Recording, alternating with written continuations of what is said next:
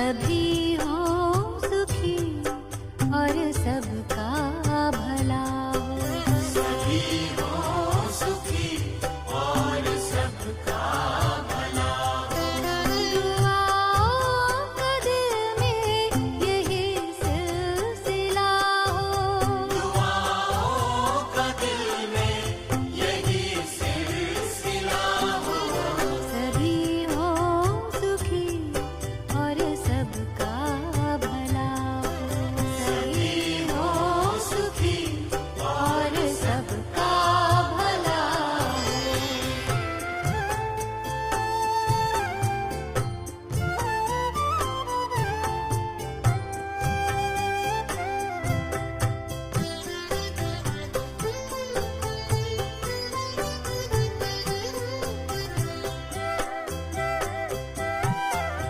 पवन में चमन में चैनो मन हो।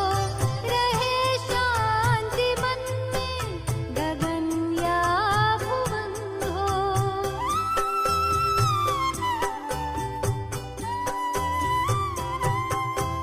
पवन में चमन में चैनो मन हो। रहे शांति मन में गगन या भुवन हो। गगन या भुवन हो। उमंगों का झरना झरता सदा हो। उमंगों का झरना झरता सदा हो। गुणों का मकरंद सबको मिला हो। दुआओं का दिल में यही सिलसिला हो। सभी हों सुखी और सबका भला हो। सभी हों सुखी और सबका भला हो।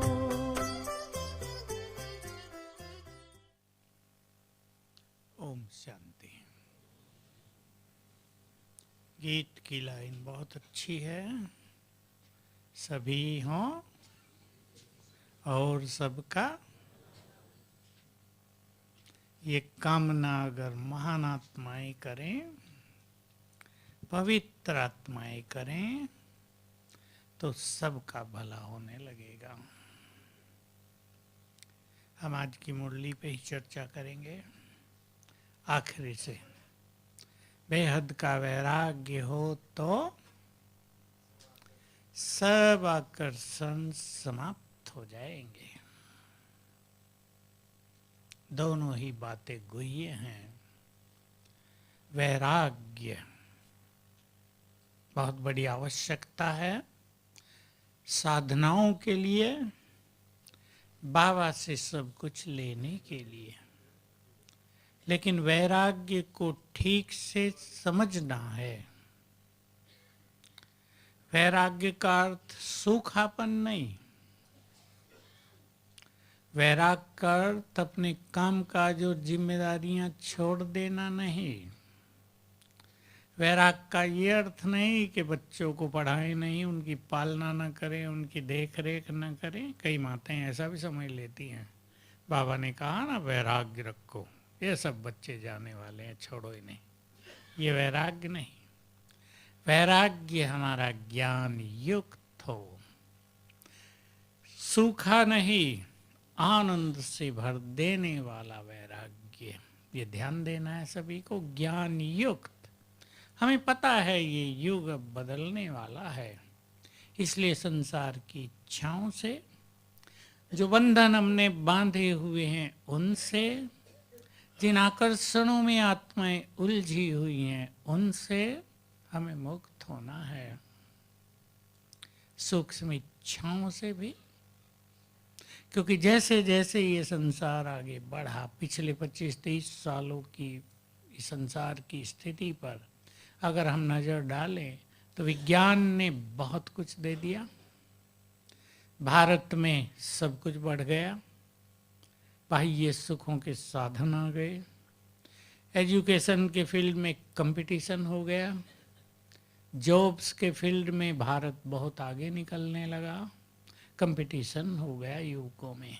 अच्छी बात थी, खराब नहीं, लेकिन बहुत सारी आत्माएं उसमें उलझ कर रह गई, उसको ही जीवन मान लिया।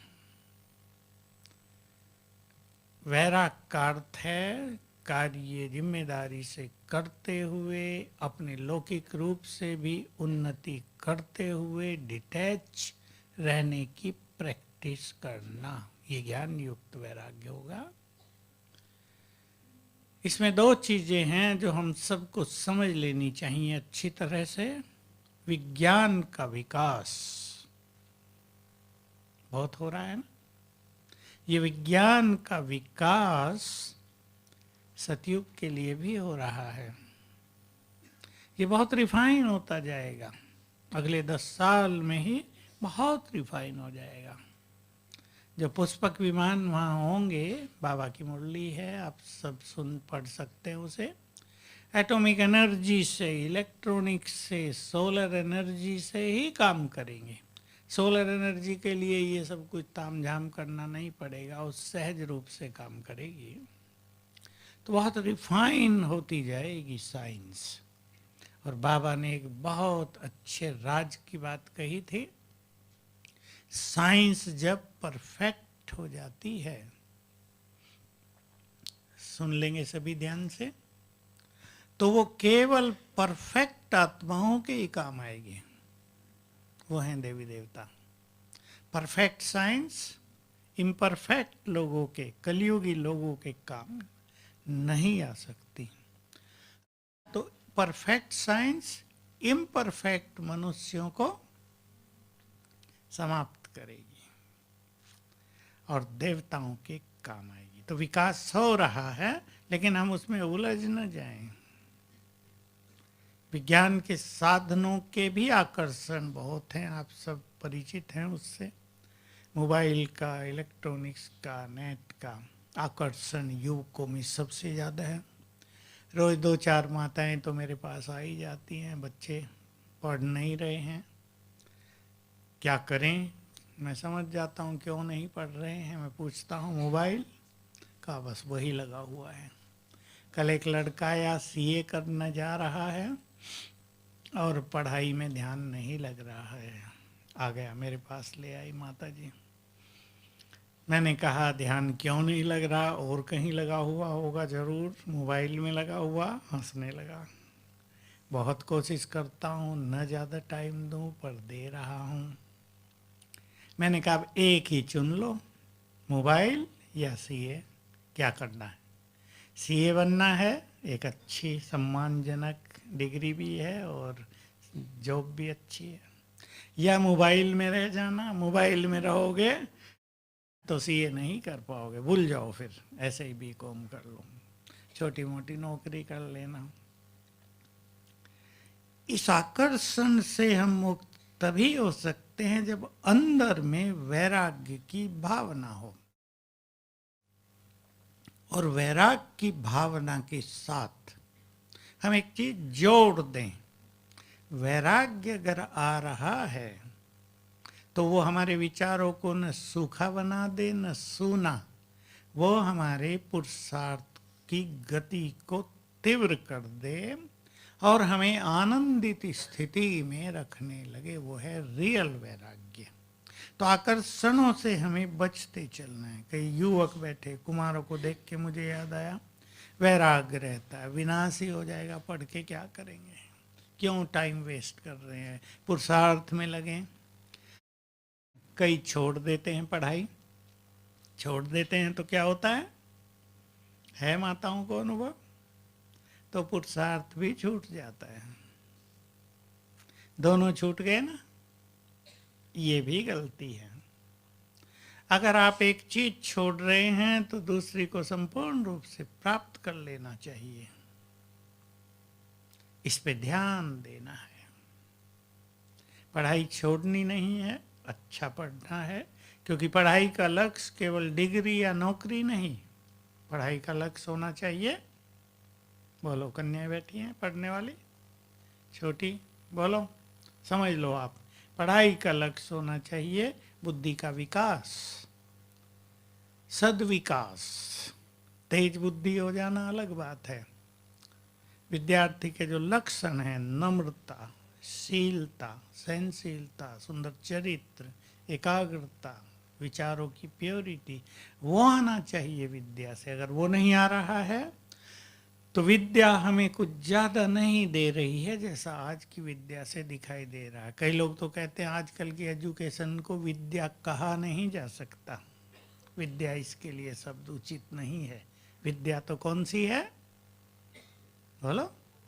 ईश्वरीय विद्या, वही ज्ञान है। उसको ज्ञान भी नहीं कहा जा सकता, जिसमें मनुष्य अपने को जानता है, मनोविकारों का त्याग करता है, जीवन को शक्तिशाली, सफल, सुखी, सरल बनाता है। तो हम सभी आकर्षणों पे ध्यान दें। हमारा आकर्षण किस ओर है? दुनिया भी, क्या कहते हैं बाबा, रंग रंगीली होती जा रही है। पिछले 30 सालों में काफ़ी चमक आ गई दुनिया में। जब हम समर्पित हुए तो हमारे ये सब स्थान भी बहुत सिंपल थे। भारत में कारें तो दिखाई नहीं देती थी। सड़क पे अगर आप पैदल जा रहे हैं तो 1 घंटे में शायद एक कार गुजरे। जिसके पास कार होती थी वो बहुत बड़ा आदमी होता था। तो विकास बहुत हुआ, अच्छा है, देश की प्रगति हुई, इसमें कोई बुराई नहीं, होना ही है ये, और ज़्यादा होना है। लेकिन इस चकाचौंध वाली दुनिया के आकर्षणों से हम यूज करते हुए भी साधनों को डिटैच होना सीखें, उनमें बुद्धि लग न जाए, इसका ध्यान देना है। तो आकर्षणों की चेकिंग कर लें सभी। किसी को आकर्षण कपड़ों का बहुत होता है या नहीं? एक का फोन आया, मुझे साड़ी खरीदने का बहुत शौक है, 40,000 उधार भी हो गए मेरे ऊपर। तो मैं, कितनी हो गई? 500 तो हो गई हैं। मैंने कहा 1 साल में एक भी रोज पहनो, उससे भी ज़्यादा हो गई है। मकान बहुत बड़ा है क्या रखने के लिए? कि बहुत बड़ा तो नहीं है, पर ठूस ठूस के भरी हुई है। आकर्षण है ना। तो मैंने कहा जब तुम अभी समझ आ गई है कि बहुत साड़ियाँ हो गई, अब पूरा कर दो बस। अब लोन को उतारने की कोशिश करो, चाहे साड़ियाँ बेचो थोड़ी। देखो ऐसे आकर्षण भी, अब उसका योग नहीं लगता, लगेगा कपड़ों में योग रहेगा ना। चाहे वो उससे थोड़ा अलग भी रहे, लेकिन जो चीज़ अभी इकट्ठी करते हैं उनकी संभाल करनी तो पड़ेगी ना, जब पैसा खर्च किया है।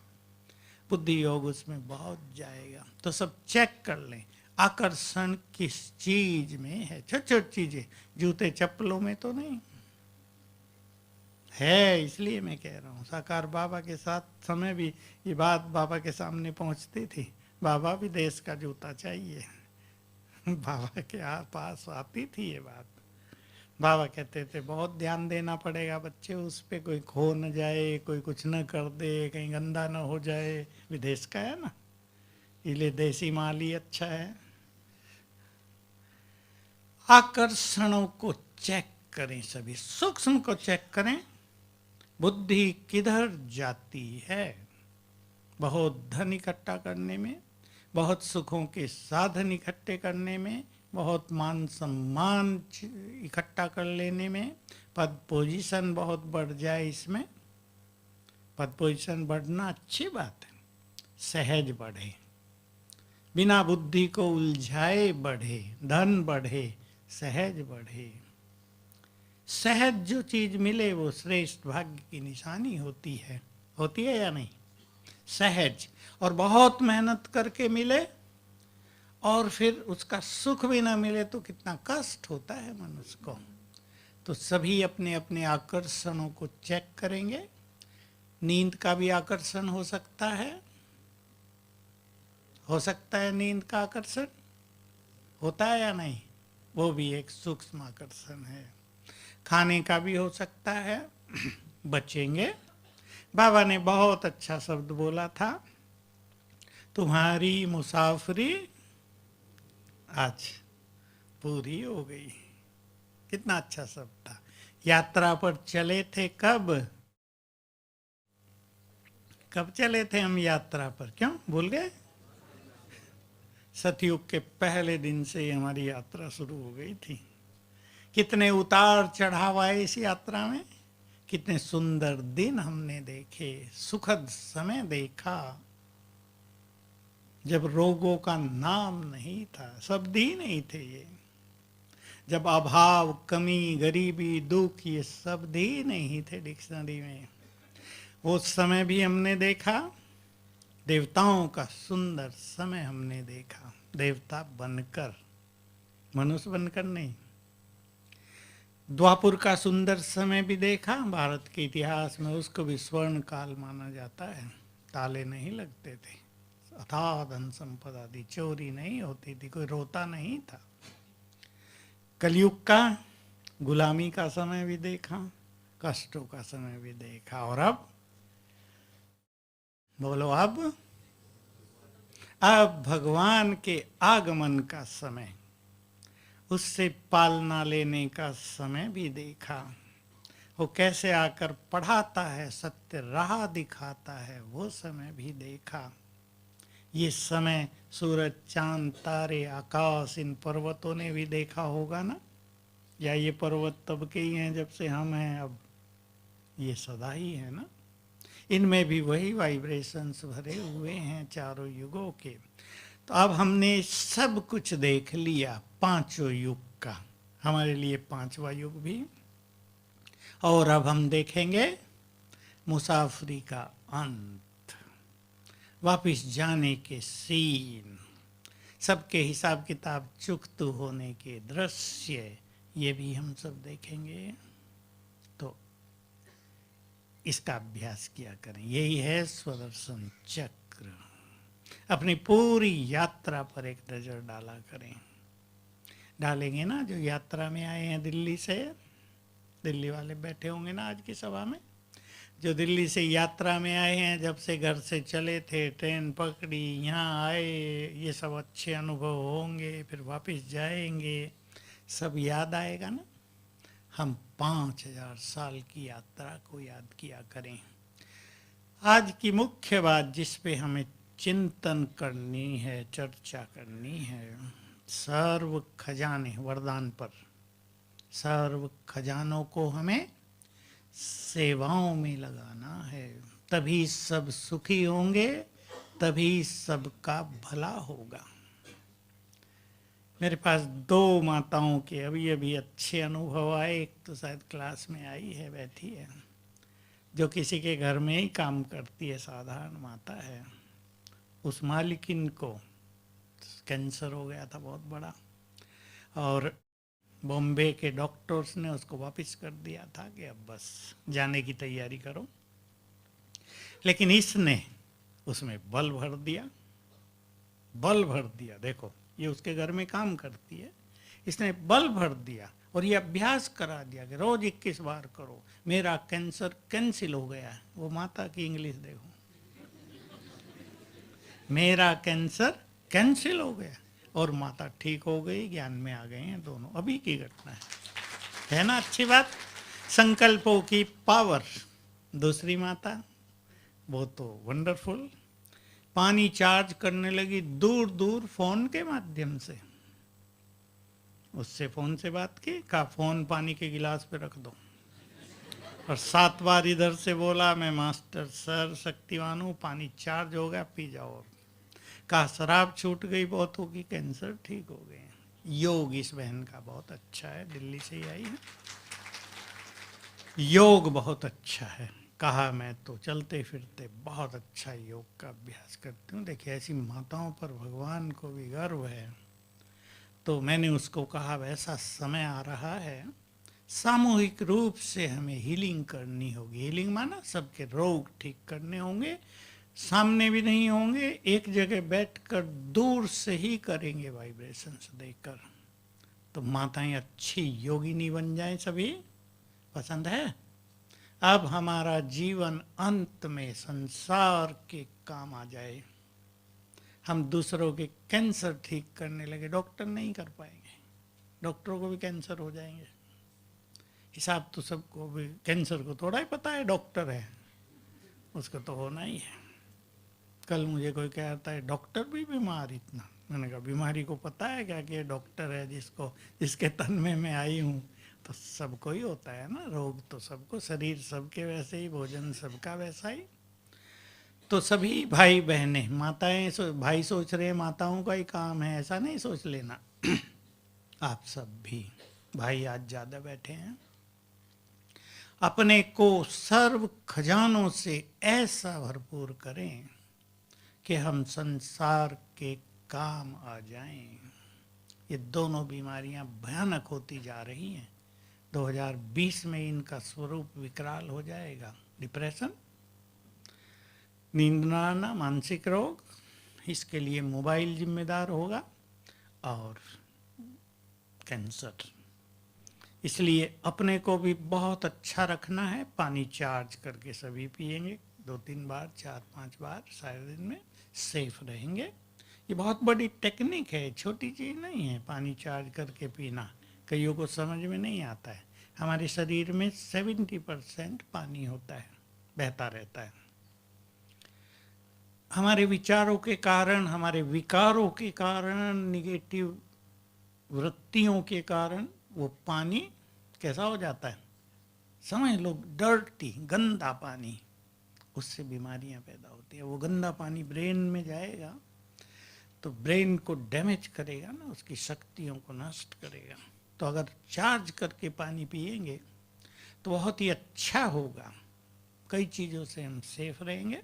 योग अच्छा करना है ताकि विकर्म नष्ट हो जाएं। असली खेल विकर्मों का चल रहा है ना, विकर्मों के खाते समाप्त होंगे। ये स्थिति भयानक स्थिति लाएगी संसार में, क्योंकि सब ने जो कुछ किया है उसका फल तो मिलेगा ही। अब बहुत मुर्गे खाए हैं तो मुर्गों की जो फैमिली है वो तो क्रोध में होगी ना, अब वो खाएगी, इनको खाएगी ना। जैसे प्रकृति का संहार किया है तो प्रकृति कुपित है, प्रकृति बदला लेगी। ये बदला, ये जो रिटर्न है, ये एक नेचुरल प्रोसेस है इस सृष्टि का, ये होता ही है, इसको कोई रोक नहीं सकता। तो सभी अपने को सर्व खजानों से भरपूर करें और उनका दान करें। समय का खजाना चिंतन करेंगे अब सभी। समय खजाना है या नहीं भाई लोग, पता है ना? समय, ऑफिस भी जाना तो समय पे जाना है ना, कहीं तो थोड़ा चल जाता है ढीला ढाला, लेकिन सब जगह तो नहीं चलता ना। जो व्यक्ति पंचुअल है उसका महत्व होता है। हमारा समय बहुत कीमती है, समय का दान माना। हमारा ये अनमोल समय दूसरों को मदद करने में लगे, दूसरों के कष्ट हरने में लगे, दूसरों को सुख देने में लगे, सेवाओं में लगे। बाबा के बच्चे जो समर्पित हैं उनका बहुत लग रहा है, और अच्छा लगाएंगे। विश्व कल्याण में हमारा समय लगे, व्यर्थ में न लगे, तो समय हमारा सफल होगा, और ये समय भी हमारे लिए वरदान बन जाएगा। फिर बहुत सुंदर बात है जानने की, बाबा ने बहुत सुनाया है। समय, चारों युग समय ही तो है। हर समय हमें सफलता मिले, समय कभी हमें धोखा न दे, समय पर हमारी हार न हो जाए। ये दुनिया में बहुत होता है ना, कितने लोग आते हैं कि सब कुछ ठीक होते होते लास्ट मोमेंट में जॉब चली गई। कितने युवकों की कहानी है। मैं समझता हूँ क्यों गई, समय को सफल नहीं किया तो समय धोखा दे रहा है। युद्धों में हुआ, युद्ध में जीत हो रही है, लास्ट मोमेंट पर हार हो गई। आपको इतिहास का सबको नहीं पता होगा, भारत में अकबर से पहले हुमायूं, उसका फादर, उससे छीन लिया था अफगानों ने राज, और फिर उन्होंने हेमू, भारत का एक बहुत प्रसिद्ध शासक हुआ है, दिल्ली आगरा पर जिसका राज था, वो इतिहास में प्रसिद्ध नहीं है क्योंकि 1-2 साल ही राजा रहा। पावरफुल हो गया था वो बनिए का लड़का था, इतना बुद्धिमान था कि बढ़ते बढ़ते बढ़ते सेनापति हो गया और फिर सम्राट हो गया। तो अकबर 13 साल का ही था तो अकबर के सेनापति ने आक्रमण किया भारत पे, पानीपत के मैदान में लड़ाई हुई, हेमू की जीत हो रही है। अकबर ने समझ लिया अब हमें भागना है, वापस जाना है। अचानक हाथी पर था हेमू, उसकी आंख में तीर लग गया आगे, बस वो गिरा। सेना ने देखा हमारा नायक तो गिर गया, सेना भाग ली। लास्ट मोमेंट पर हार हो गई, बिल्कुल समझ लो 5 मिनट का अंतर रहा होगा। तो ये क्यों होता है? समय को मूल्य नहीं दिया है मनुष्य ने।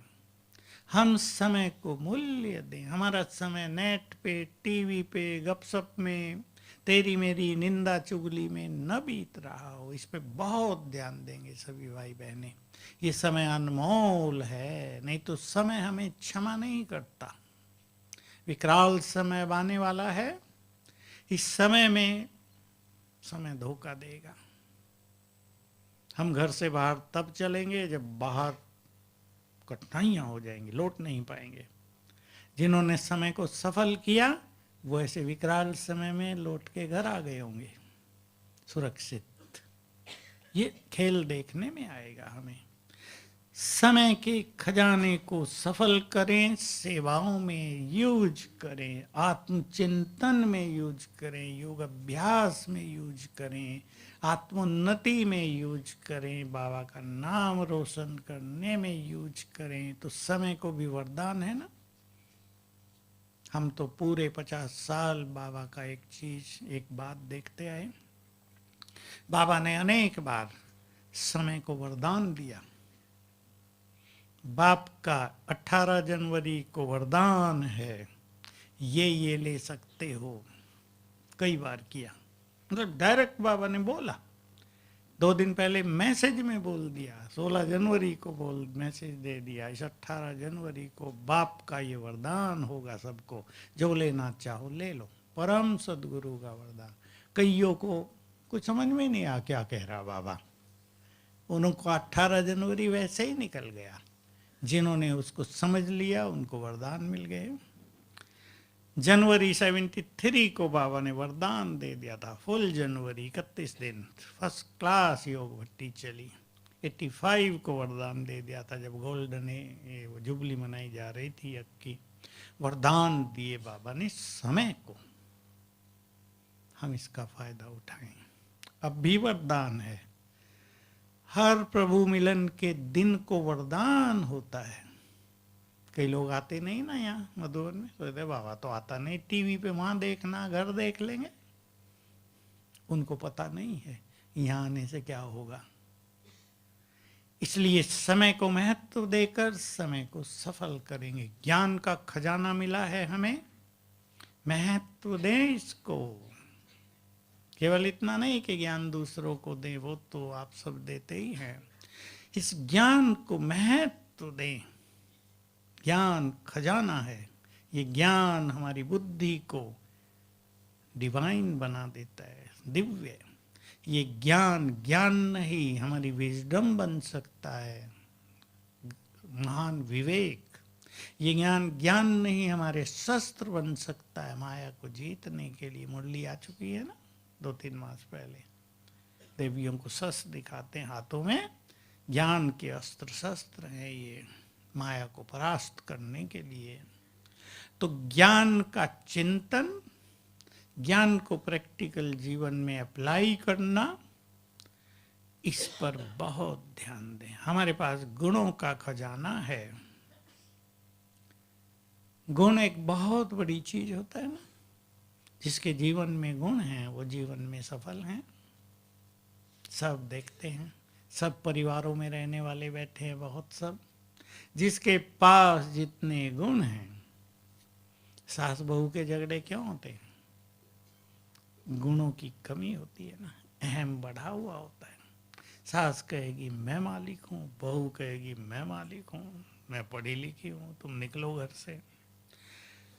जिसके पास नम्रता है, जिसकी वाणी टंग मधुर है, जिसके बोल सुखदाई हैं, जो दूसरों को मदद करते हैं, उनका परिवार कैसा रहता है?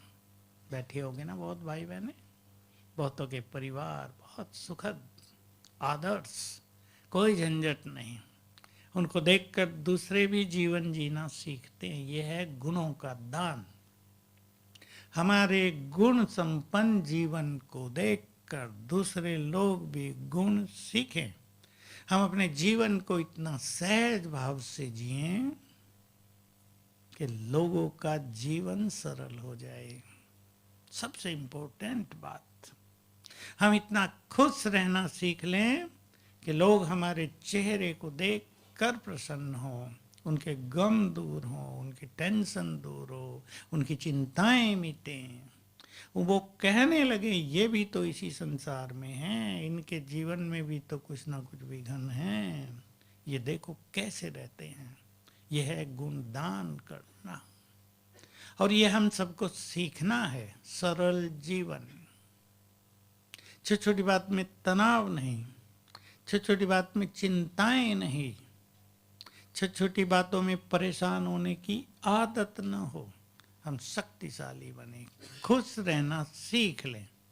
बाबा रोज खुशी की बहुत सारी बातें हमें देते हैं महावाक्यों में। उनके चिंतन से हम अपनी खुशी को बढ़ाते चलें। सब ध्यान दें, जो युवक भी बैठे हैं सब ध्यान देंगे। ज्ञान की जो खुशी और नशा देने वाली बातें हैं उनको चिंतन में लाओ, यानी याद करो। चिंतन का और कुछ मीनिंग नहीं होता। कोई कहते हैं हमारा तो चिंतन चलता ही नहीं, वो अलग बात है। जो व्यर्थ चिंतन में रहते हैं उनका चिंतन नहीं चलेगा, लेकिन याद तो सब रख सकते हैं। अच्छी बातें याद रखें। मैं फिर वो एक बात आपको याद दिला दूं जो मैं हमेशा क्लास में सुनाता हूँ, और मैं चाहता हूँ हर क्लास में मैं सुना दूं, मुझे याद आ जाए तो। हमारे हर संकल्प से एनर्जी पैदा होती है, शक्ति पैदा होती है। नेगेटिव संकल्पों से नेगेटिव, पॉजिटिव संकल्पों से पॉजिटिव, और सबसे महान शक्ति पैदा होगी स्वमान के संकल्पों से। उससे बड़े संकल्प तो कोई होते ही नहीं। योग से हमें शक्ति मिलती है विकर्म विनाश करने की। संकल्पों से हमें शक्ति मिलती है समस्याओं को पार करने की, फेस करने की शक्ति। इसलिए सुंदर विचार, संकल्पों का खजाना भी बहुत बड़ा खजाना है। जिसके पास महान विचार हैं वो व्यक्ति महान है। कोई व्यक्ति बहुत धनवान हो, सोशल वर्कर भी अच्छा हो, लोगों को मदद भी अच्छी करता हो, ये सब अच्छी बात है। लेकिन विचार महान ना हो, सोचता हो मैं इतना मदद करता हूँ लोगों को, लोग कोई मुझे जानते ही नहीं है, ये भी तो एक विचार होता है ना। भाई हम इतना अच्छा काम कर रहे हैं, लोग हमें जाने, रिकॉग्नाइज करें, अप्रिशिएट करें, हमारी महिमा करें। ऐसा नहीं होता तो मायूसी आ जाती है। इससे ऊपर गुप्त दान महापुण्य। कहावत है ना भारत में तो, एक हाथ दे दूसरे को भी पता न चले, इसका महत्व ज्यादा। महत्व का अर्थ है उसका बल आत्मा को ज्यादा मिलेगा, उसका सुख ज्यादा मिलेगा, उसका पुण्य ज्यादा बनेगा, और जो वर्णन करेंगे वो कम होता जाएगा। तो ऐसी अच्छी सेवा, विचारों को महान बनाते चलना है। विचार महान कैसे बनते हैं? दो ही चीज बस, ईश्वरीय महावाक्यों से, जिसे हम मुरली कहते हैं, और स्वमान से। हमने स्वमान लिया मैं विश्व कल्याणकारी हूं, मुझे सबका कल्याण करना है।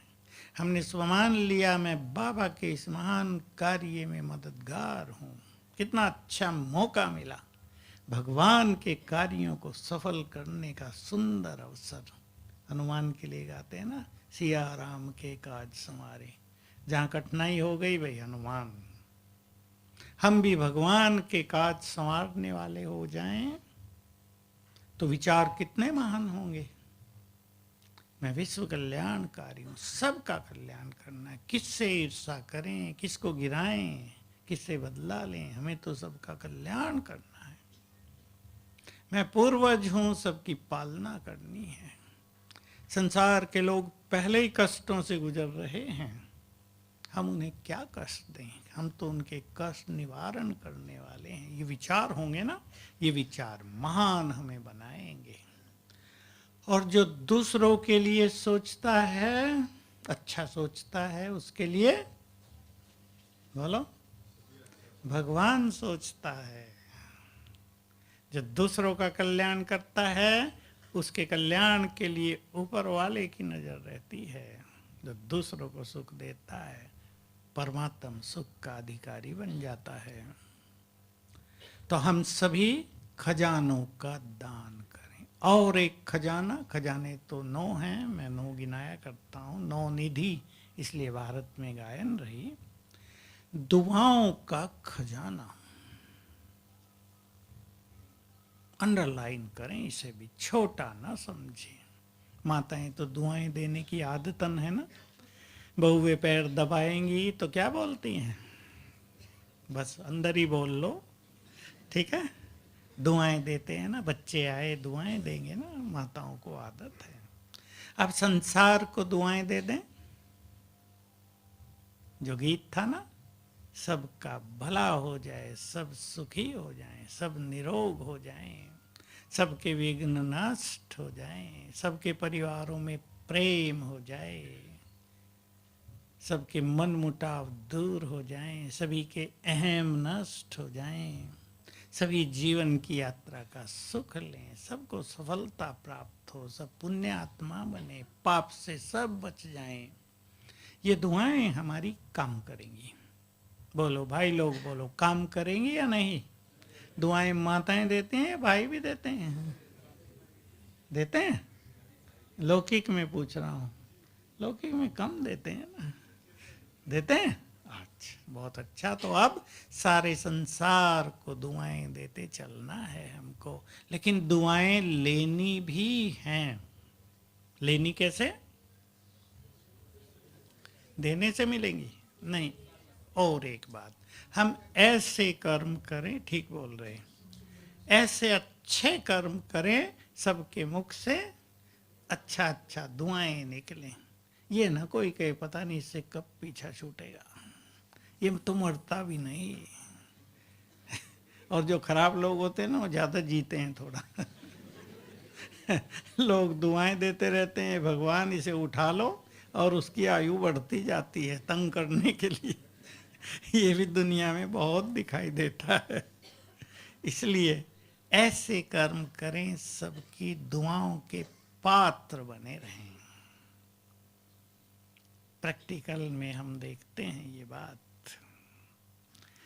जिनके साथ बहुत पुण्यात्माओं की दुआएं हैं, उनका मार्ग सरल है, निष्कंटक है। और जिनके साथ बद्दुआएं ज्यादा हैं, उनका पैर में कांटा चुभा तो बढ़ता गया रोग, पॉइजन फैल गया। दुआओं का बड़ा महत्व है। हम तो देखते हैं, अभी तो सुना है कीमोथेरेपी जो दी जाती है उसको बड़ा रिफाइन कर दिया गया है, पेशेंट को कष्ट न हो। लेकिन पहले थोड़ा 10 साल 15 साल पहले कीमोथेरेपी, किसी को तो सहज इंजेक्शन दिया जैसे इंजेक्शन होता है, और किसी को कीमो का इंजेक्शन दिया, अंदर आग जल गई, आग जला दी गई, अंदर तड़फने लगे। मैं भी देखा 1-2 बार, देख नहीं सकते, पता चलता था इसके साथ दुआएं हैं, इसके साथ बद्दुआएं हैं। जिसके साथ दुआएं बहुत हैं उसे जीवन की यात्रा तय करने में सरलता होती है। एक अनुभव सुनाने की इच्छा हो रही है। कल ही मुझे सुनाया किसी ने कि देखो यूपी का एक वंडरफुल अनुभव, 7 कर्मों का फल। ये मैं इसलिए सुना रहा हूँ, हम सबको पुण्य करने हैं। तो 3 भाई थे, बड़े भाई की मृत्यु हो गई, उसके 2 बच्चे, पत्नी। अभी वो अपना हिस्सा मांग रहे थे, तो दूसरा जो था वो देता नहीं था। कोर्ट में केस हुआ, ये जीत गई कि भाई इनका हिस्सा मिलना चाहिए। लेकिन आजकल लोग कोर्ट की बात नहीं मानते ना। वो भाई आया, पिस्तौल लेकर आ गया। इन्हें कहा तुम्हें हम कुछ नहीं देंगे। इसकी पत्नी ने कहा भाई 2 बच्चे हमें, आप पूरा ना दो, चलो हमारे गुजारे लायक जो भी देना हो दे दो। बात बढ़ी, बहस बढ़ी, उसने गोली मार दी तीनों को कि तुम तीनों ही जाओ, सारा हमारा। गोली मार दी। उसके बाद तो आप जानते ही हैं क्या होता है। लेकिन कुछ ही दिनों के बाद उसके 2 बच्चे, उनकी 2 पत्नियां, उन दोनों के 3 बच्चे, साथ के साथ लोग कार में किसी मैरिज में जा रहे हैं। भयानक एक्सीडेंट हुआ, सातों की इमीडिएट मृत्यु। बच गई एक माँ केवल। बाप जेल में, माँ बच गई। तुरंत रिजल्ट आ गया ना। इसलिए हम इस हिस्से के चक्कर में सभी ध्यान दें भाई बहन, जो मेरी ये बात सुने ध्यान दें। दूसरों का हिस्सा खाकर कोई सुखी नहीं हो सकता। अपनी साधारण रोटी खा के सुख से सो जाओ, मजा आएगा जीवन में। दूसरों का हिस्सा अपने बच्चों को देंगे, आपके बच्चे शराब में उड़ा देंगे, मेंटल पेशेंट बन जाएंगे, आपको घर से निकाल देंगे। ध्यान दें, सभी निकाल रहे हैं। आज मुझे जब पता चलता है, कोई मैसेज आता है कि इसके बच्चों ने इसको निकाल दिया है, बड़े बड़े ऑफिसर को निकाल दिया, मैं समझता हूँ ऑफिसर ने गड़बड़ वाला पैसा दिया है, पालना की है बच्चों की। अब प्रकृति और सृष्टि के नियम स्वीकार नहीं कर रहे, निकलो। दुखी हो रहे हैं। अब हमने बच्चों के लिए ये किया, बच्चों के लिए पाप किया ना, ये भूल जाते हैं। ये पाप की सजा है। इसलिए सभी भाई बहनें, मैं पुण्य आत्मा हूँ, अपने स्वान को भी बहुत बढ़ाएंगे। पुण्यों का फल बड़ा सुखदाई है। केवल धन इकट्ठा कर लेना, 2-4 कारें ले लेना, मान बढ़ जाना, ये ही कुछ जीवन नहीं है। सुख हो जीवन में, शांति हो, चैन हो, संतुष्टि हो, सफलता हो, निरोग हो, सब ये जीवन है ना। तो सभी पुण्यों का खाता बढ़ाएंगे और दुआएं बहुत लेंगे। कवि ने बहुत अच्छा कहा, रहीम का दोहा है। पहले वो कली करने लोग आते थे ना, तो एक धुनी होती थी, वो उसमें करते थे, वो खाल की बनी हुई, हवा देते थे ना तो गर्म होता था। अब तो नहीं, अब तो साधन आ गए हैं। तो उसने लिखा कि मरे हुए की खाल से भी लोहा भस्म हो जाता है, तो अगर जिंदा बनो तुम्हें बद्दुआएं दे देते तो क्या होगा तुम्हारा, भस्म हो जाओगे ना। तो हम पुण्य आत्माएं हैं, दुआएं लें, दें, इस संसार में सुखों की लहर फैलाएं। सबके कष्ट हरने हैं। सभी जो अच्छे पुरुषार्थी बैठे हैं, अच्छे योगी, वो अपने को तैयार करें समय को सफल करते हुए। एक ही जगह बैठ के करना होगा, जा नहीं पाएंगे कहीं। वाइब्रेशंस फैलाकर सबके कष्ट हरेंगे। ओम शांति।